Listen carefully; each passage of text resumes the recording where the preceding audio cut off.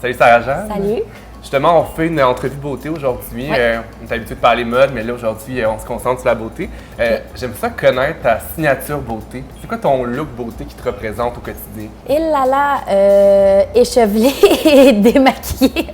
Non, qui me représente, je dirais, tu sais, au quotidien, ça dépend vraiment parce que au travail, souvent, moi, on me maquille. J'ai cette chance-là, je devrais dire. Quand je joue un personnage, on me maquille, mais sinon, au quotidien, moi, dans la vie, c'est très, très minimaliste. À la limite, je mets pas beaucoup de mascara de jour.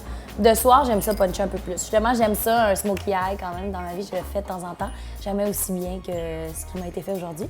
Mais sinon, j'aime ça souvent me maquiller, avoir les lèvres très colorées puis pas de mascara. Je trouve que ça fait comme un équilibre. Ça fait juste un punch aux lèvres, puis le reste est vraiment dénudé, j'aime ça.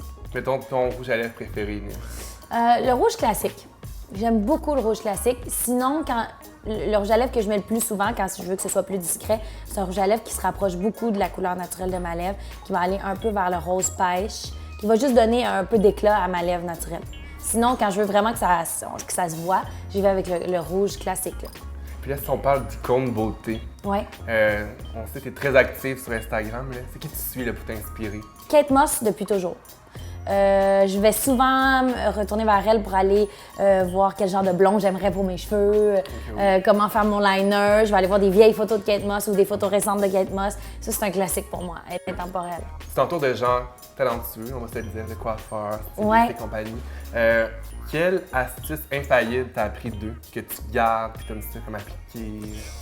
Je suis vraiment pas bonne avec les routines. Fait que pour moi, être disciplinée puis garder une habitude, c'est super rare, mais je te dirais que l'hydratation, c'est ce qui a changé ma vie. Autant boire de l'eau, bien dormir, parce que pour vrai, ça, c'est la clé, je trouve, pour une peau en santé.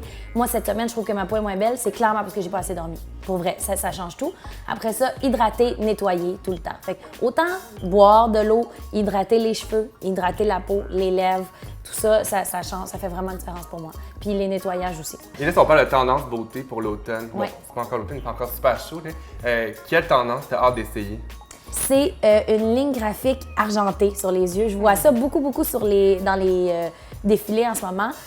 Au Gémeaux, j'ai essayé. J'avais quand même une ligne argentée sur le dessus de l'œil, mais tu sais, il y en a qui en essaient plus en dessous, plus éloigné des cils. Fait que ça, c'est une tendance que j'ai le goût d'essayer.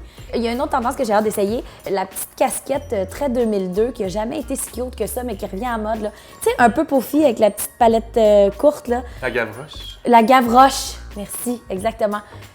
J'ai hâte d'essayer la Gavroche.